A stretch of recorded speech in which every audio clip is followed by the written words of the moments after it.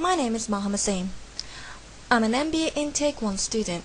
My presentation is based on Indian car industry situation analysis. My project of discussion is Tata Motors Nano car, extended brand to hybrid car. Firstly, examining a brief overview of car industry history. Since independence to 1983, Indian car market was totally regulated and being dominated by car manufactured by Hindustan Motors. Car manufacturing was controlled by license issued by Government of India. Car in those days was considered to be a luxury for people. Per annum sales of the cars were also very less, approximately 40,000 per annum. Government of India entered into agreement with Suzuki Motors of Japan for setting up of a manufacturing plant near Delhi for augmenting production of car production in India. Entry of Suzuki marked an introduction of small cars in India. It was a beginning towards government pushing the car market in India, but till 1991 licensing remained in the control of the market. Maruti Limited, a joint venture of Government of India and Suzuki Corporation of Japan, was a joint venture with Indian government holding majority stake. It was deregulation of the Indian economy and removal of the licensing in 1991 which finally set the stage in Indian car market for an entry of other players, domestic as well as international players. Later stage, Government of India reduces its shares in Maruti Limited, leaving it like any other private player in the Indian car market. Competition in the Indian car market is increasing by each passing day as new players are entering the market every day. There are many players in the Indian car market, which can be broadly categorized in three segments, namely local brands, locally manufactured cars of foreign brands, and foreign brands cars sold in India as completely built units. In my next slide, I would be looking at existing car segments and growth trend. Existing car players have only presence in the luxury car segment or the middle-sized car segment since Maruti 800 had phased out. Only Alto is the smallest car in the market, cost only $6,000. That time, Tata recognized the market gap and with 2 years of research developed a small car at the cheapest price. The huge gap was due to the growth trend of the India population, where the urban middle class are growing and the lower middle class population are also increasing purchasing power. Other factors include the credit facility at the lower interest rate and the growing GDP, which has resulted in increase in the demand for the cars. And in the next slide, I will be discussing my proposed car for the small segment, which is a nano hybrid. My proposed car for the small car segment is a nano hybrid car. Tata Motors Nano is successfully running in a market. Currently cheapest car and a highly fuel efficient car. However, the disadvantage that it only runs on the petrol. The company needs to look at the alternative fuel options such as the compressed natural gas. Gas is such an option that which is available in all metropolitan and big cities across India. Therefore, the company is introducing a new product called nano hybrid, which will basically molded like a nano, but it will have an added feature running on a petrol as well as a compressed natural gas. In my next slide, I will be discussing the SWOT analysis of my new nano hybrid car.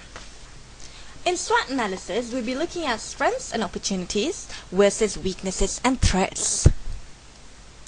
Strengths and opportunities. Nano is the cheapest car currently available in Indian market.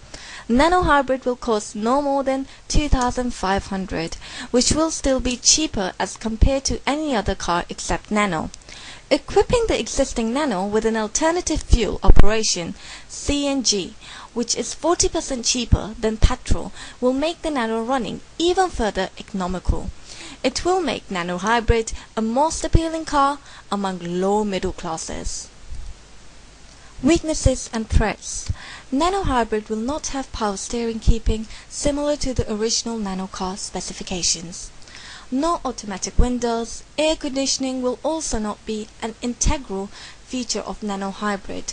Hot weather conditions of India may go against it. Additively, have been used extensively and have acted as a replacement of welding at many points in Nano. Nano hybrid will also have this disadvantage as it is basically extension of a Nano only. Further looking at more strengths and opportunities.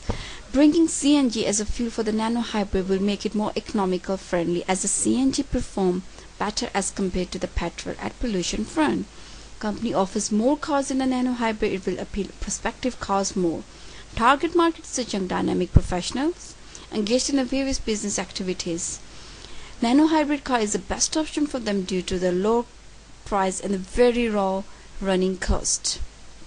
Weaknesses and threats. Most of the urban centers are already having traffic congestions. Government may discourage high sales of the cars. Instead, it may support high usage of the public transport. Security features available in the base models are not very strong, keeping in the view of the high number of the car thefts in the most of the cities. Lastly, summing up the strengths and opportunities. Cheap running cost and lowest purchasing price makes Nano very attractive. Further looking at the weaknesses and threats. Though right now there is no competitor for Nano in the segment of target, but seeing the huge potential, other car manufacturers may enter into it. Though base models its purchase price is 2,000, variants cost much higher, going up to 3,500. This may work negative for the company. Further examining the primary and secondary techniques. We have used various techniques which include government facts and figures. Further, these figures show that the GDP growth is resulting in an increased individual purchasing price. In addition, other facts illustrate the growing number of migrants to urban areas, significantly increasing due to the employment opportunities. Other social resources show growth of service sector in India has resulted in generation of lower middle class population who is less qualified and comparatively low paid, but with higher expectations. In conclusion, now with the launch of Nano, it has entered into a unique market segment which hasn't been identified before. The potential in the small car segment is huge, with the growing middle class in India. But the margin in this segment happened to be very low.